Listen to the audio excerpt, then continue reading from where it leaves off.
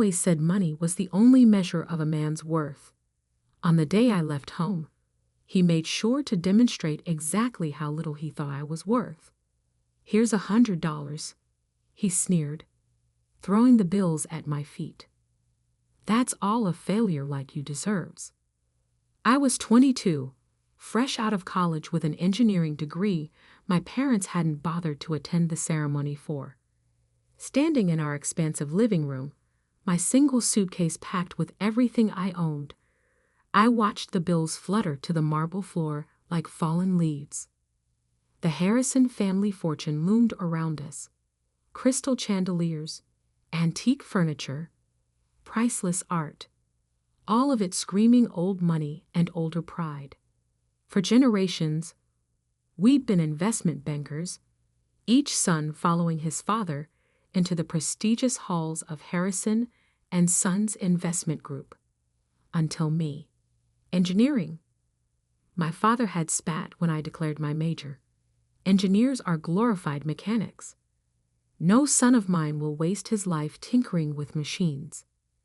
But I saw something they didn't. While they were counting their millions in traditional investments, I recognized that the future belonged to technology. The next great fortunes wouldn't be made in mahogany-paneled investment offices. They'd be built in garages and labs by people who understood how to merge innovation with opportunity. My mother stood by the grand staircase, martini in hand at barely noon. "James, darling, there's still time to fix this. Come back to the firm. Your father can smooth things over with the board." I looked at her, really looked at her, seeing the practiced smile that had never quite reached her eyes. Growing up, I'd watched her measure her worth by the size of her diamond rings, each one larger than the last, as if trying to fill some void that kept expanding. "No, Mother, I'm done trying to be what you want." My father's face turned that dangerous shade of red I'd grown up fearing. "Then get out. You're no longer a Harrison. The trust fund, the connections, the legacy, you're throwing it all away for some foolish dream." I bent down and picked up the $100. The bills were crisp, new. He probably had his assistant get them from the bank specifically for this moment of theatrical cruelty. "Keep the trust fund," I said, tucking the bills into my wallet. "I'll build something of my own." My father laughed, the sound echoing off the high ceilings. "You? Build something? You can barely dress yourself properly." He gestured at my simple button-down shirt and slacks, so different from his custom-tailored suit. "Without the Harrison name, you're nothing."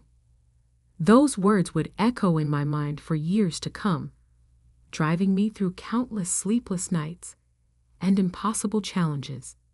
But in that moment, I just smiled. "Watch me." I walked out of that mansion with $100, a suitcase, and an engineering degree they thought was worthless. My childhood home's enormous iron gates closed behind me with a final, dramatic clang. Standing on the sidewalk, I realized I had no car. It was in my father's name. No place to live. The apartment near college had been paid for by the trust fund, and exactly $100 to my name. But I had something they didn't understand, a vision of the future and the skills to build it. I walked to the bus station, bought a $40 ticket to Silicon Valley, and used another $10 on a burger and fries. Sitting in that greasy diner, watching buses come and go, I opened my notebook and wrote 3 promises to myself. I would never use the Harrison name for gain. I would build something that would change the world. When I returned, it would be on my own terms. $50 left. Not enough to rent a place, barely enough to eat for a few days. But I had my laptop, my degree, and most importantly, an idea that had been forming in my mind throughout college. The world was rapidly moving toward renewable energy. But there was a critical problem no one had solved: storage. Solar and wind power were becoming cheaper, but batteries remained inefficient and expensive. I had developed a theoretical design for a new type of energy storage system, one that could revolutionize the entire industry. The problem was, building it would take millions in funding, years of research, and resources I didn't have. My professors had called the idea brilliant but impractical. My father had called it delusional. I called it my future. As my bus pulled away from the station, I watched my hometown disappear into the darkness. I'd spent 22 years trying to be the son they wanted. Now it was time to become the man I was meant to be. Little did I know that this $100 journey was the beginning of a story that would reshape the entire energy industry. In 10 years, I would build a company worth billions, revolutionize how the world stored and used energy, and return home not as the prodigal son, but as someone they never imagined I could become. But first, I had to survive Silicon Valley with $50 and a dream that wouldn't die. Silicon Valley wasn't the gleaming tech paradise I'd imagined. My first night, I slept on a bench in a park in Palo Alto, using my laptop bag as a pillow and my jacket as a blanket. By morning, my $50 had become $30 after buying a cup of coffee and a bagel at a local cafe. But that cafe changed everything. "You're going to get robbed sleeping out there," the barista said, watching me try to stretch my coffee for hours while using their Wi-Fi. Her name was Maya, and instead of kicking me out, she offered me a deal: help fix their constantly breaking espresso machine, and I could sleep in the storage room after hours. I fixed their machine in 20 minutes. The owner was so impressed, he offered me a part-time job doing maintenance work. Just like that, I had income and a place to sleep, even if that place was a room full of coffee beans and paper cups. During days, I worked at the cafe. During nights, I refined my energy storage designs, using the cafe's Wi-Fi to research patents and technology trends. Maya would sometimes bring me leftover pastries, peek at my complex diagrams, and ask questions that actually helped me clarify my thinking. "So basically, you're building a better battery?" she asked one night. "Not exactly," I explained, showing her my sketches. "Traditional batteries waste too much energy during storage and transfer. My design uses a new type of molecular structure that could store energy at almost 100% efficiency." She stared at the diagrams. "And why isn't anyone else doing this?" "Because it's theoretically impossible," I grinned. "But I think I found a way." 3 months of cafe work gave me enough savings to rent a tiny room in a shared house with 5 other tech dreamers. It wasn't much, but it had a desk where I could work. I also started freelancing as a technical consultant, helping local startups with engineering problems. That's how I met David Chen. "Your solution for our power management issue saved us months of work," he said after I'd helped his startup fix a critical hardware problem. "What else are you working on?" I hesitated, then decided to take a chance. I showed him my energy storage designs. David was silent for a long time, staring at my detailed technical specifications. Finally, he looked up. "This could change everything, but you'll need serious funding to build a prototype." I know. I didn't tell him about my family's wealth, about the trust fund I'd walked away from. "I'm working on it." David proved to be more than just another client. He introduced me to Dr. Sarah Wong, a leading researcher in molecular engineering at Stanford. She spent 6 hours grilling me about my designs, trying to find flaws in my theories. "It's ambitious," she finally said. "Maybe impossible. But if it works—" She paused. I have some connections at Berkeley's Energy Research Center. Would you be interested in using their lab facilities? Would I be interested in accessing one of the world's top research facilities? Yes, I managed to say calmly. I would.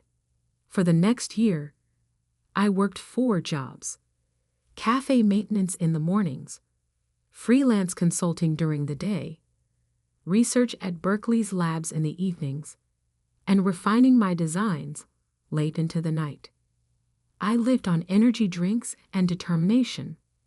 Then came the breakthrough. It happened at 3 a.m. in the Berkeley lab. I'd been testing different molecular configurations for weeks, trying to find the perfect structure for energy storage. When the test results came back, I checked them 3 times because I couldn't believe what I was seeing. It worked. The prototype stored energy at 98.7% efficiency, nearly perfect energy transfer, something that was supposed to be impossible. Dr. Wang verified my results herself. "This isn't just a breakthrough," she said, staring at the data. "This is revolutionary." Within a week, I had meetings with 3 major venture capital firms. David helped me prepare my pitch, and Maya came over every night to help me practice, throwing tough questions at me until my answers were perfect. The first 2 VC firms said the same thing: brilliant, but too risky. The third meeting was different. "Your technology could revolutionize renewable energy storage," said Alexandra Martinez, the lead partner at Quantum Ventures. "But why should we trust a 23-year-old unknown?" I met her eyes. "Because I've spent the last year proving impossible things are possible. Give me a chance to prove one more." They invested $5 million for a 25% stake in my company, which I named Nova Energy Systems. The name was a private joke, a new star rising from nothing. I moved the research to our own facility, hired a small team of brilliant engineers, and worked harder than ever. We faced countless technical challenges, numerous failures, and moments when it seemed everything would fall apart. But 2 years later, we did it. Our first commercial-scale energy storage system was ready for testing. When the results came in, they exceeded even our highest expectations. Our system could store and deliver energy with 99.1% efficiency, nearly 3 times better than the best existing technology. The energy industry exploded with interest. Solar and wind power suddenly became not just viable, but economically superior to fossil fuels. Every major power company wanted our technology. Nova Energy Systems went public 3 years after that first VC investment. The stock price doubled on the first day. By the end of the week, my stake in the company was worth over $100 million. I bought my first suit since leaving home, not from the expensive tailor my father used, but from a boutique that catered to tech executives. Maya, now our head of operations, helped me choose it. "Planning to show off for someone?" she asked with a knowing smile.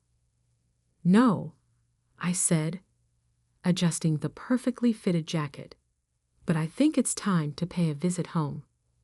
I hadn't spoken to my family in 5 years. Through business news and social media, I knew Harrison and Sons Investment Group was struggling. Traditional investment banking was dying, disrupted by financial technology and changing markets.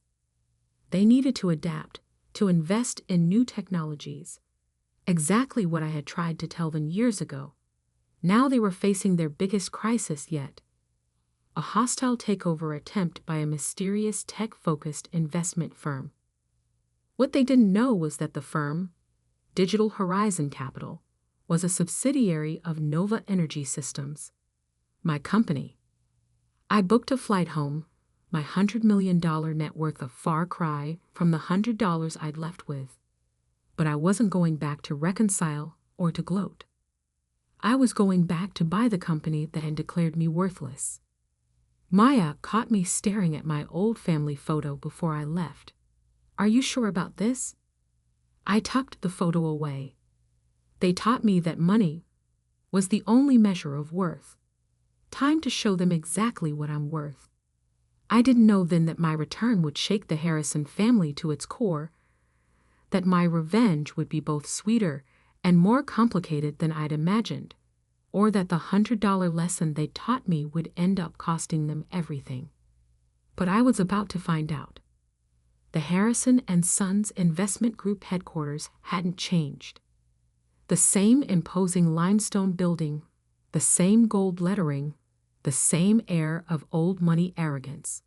But this time, I walked in through the front door not as the disappointing son, but as the CEO of the company trying to acquire them. Mr. Blake here to see the board, I told a receptionist, using the name I'd adopted after leaving. She directed me to the top floor, not recognizing the prodigal son returning home. The Harrison boardroom was exactly as I remembered. Dark wood paneling, oil paintings of past chairmen, the family crest carved above the fireplace. I played under that table as a child, listening to my father negotiate deals and destroy competitors. Now I sat at the head of that table, waiting.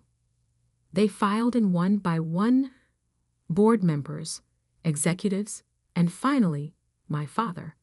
He'd aged more than 5 years should allow. His once commanding presence diminished by stress and failing fortune. He didn't recognize me at first, his eyes sliding past me as he took his seat. "Gentlemen," I began, "I'm here representing Digital Horizon Capital regarding our offer to acquire Harrison and Sons. We're not interested in being acquired by some tech upstart," my father snapped, still not really looking at me. "Harrison and Sons has stood for 150 years and will collapse within 5 if you don't adapt." I cut in, letting my natural voice replace the carefully neutral tone I'd been using. "Isn't that right, Father?" The room went deadly silent. My father's face went from red to white as recognition dawned. "James?" "Hello, Father. Miss me?" One of the board members, old Mr. Peterson, who'd known me since childhood, actually gasped. "Little James Harrison?" "Actually, it's James Blake now," I corrected him. "And I'm here to discuss the future of this company." My father's shock turned to anger. This is some kind of trick. You're working for Digital Horizon?" I smiled. "No, Father. I own Digital Horizon. It's a subsidiary of Nova Energy Systems." I enjoyed watching their faces as the connection hit them. Yes, that Nova Energy Systems. The company revolutionizing energy storage technology worldwide. "Impossible," my father whispered. You left with nothing." "No," I said softly. "I left with $100. Your last lesson about the value of money. Would you like to know what that lesson bought?" I nodded to my assistant, who began distributing folders to each board member. Nova Energy Systems is now worth $4.2 billion. Digital Horizon Capital, which you somehow failed to investigate properly, is our investment arm. Over the past year, we've been quietly buying Harrison and Sons stock through various shells and subsidiaries. I opened my home folder. As of this morning, we own 45% of your shares. We also own the majority of your corporate debt, which, thanks to your recent difficulties, is substantial. The blood drained from my father's face as he realized the full scope of what I'd accomplished.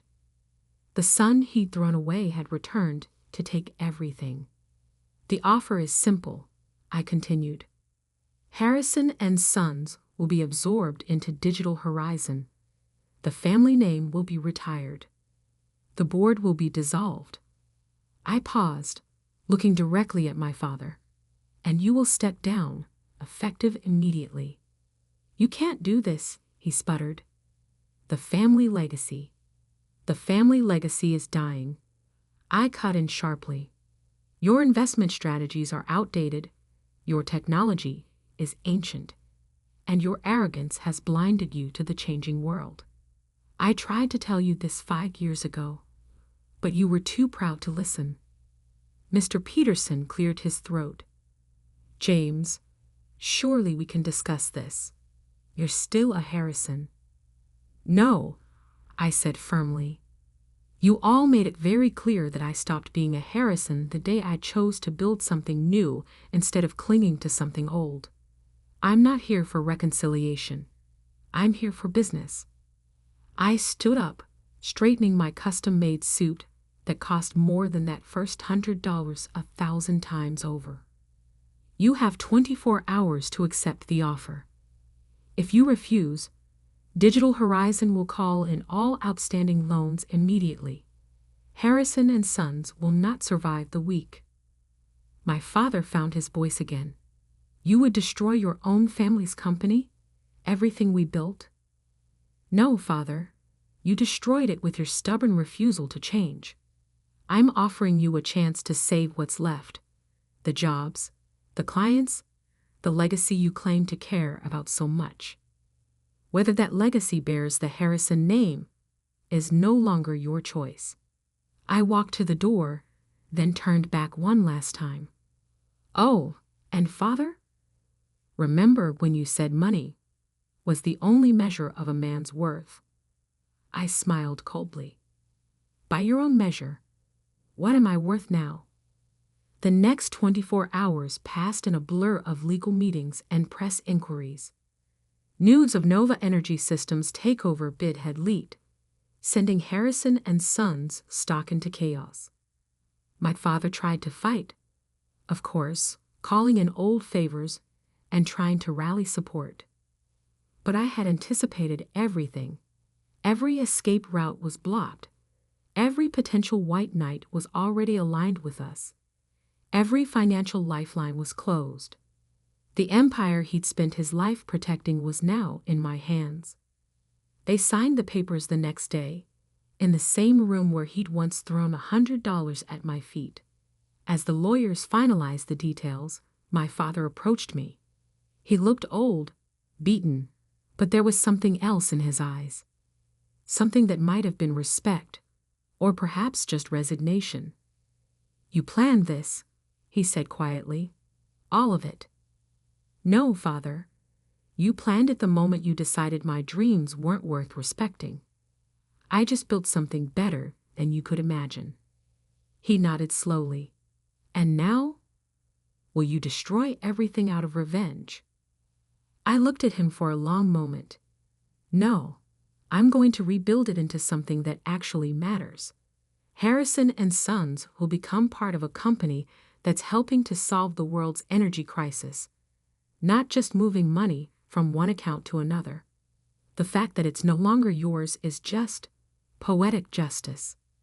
As I turned to leave, he called out one last time, "James, that $100. I smiled. "Best investment I ever made, Father. It taught me exactly what I didn't want to become." The transition took 6 months. I restructured the company completely, modernizing its operations and redirecting its resources towards sustainable energy investments. Most of the employees kept their jobs. After all, this wasn't about punishing them for my father's sins. My father retired to our old family estate, his pride more wounded than his wallet. I'd ensured he kept enough money to live comfortably. My mother tried to reach out several times, always with hints about reconciliation, but I kept my distance. Some bridges, once burned, should stay ashes. A year later, I stood in my office at Nova Energy Systems headquarters, looking out over Silicon Valley. Maya brought in a small package that had arrived from my father. Inside was $100, the same bills he'd thrown at me 5 years ago.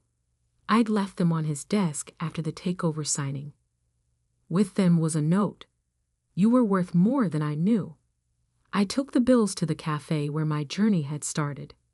The same barista who'd once given me shelter was now a senior executive in my company, but the cafe still made the best coffee in Palo Alto. I left the $100 as a tip. Some might call it petty, using my success to take over my father's company. But I didn't do it for revenge. I did it because sometimes the only way to fix a broken legacy is to tear it down and build something better in its place. They say money can't buy happiness. But $100 taught me something more valuable. The true worth of a person isn't in their bank account.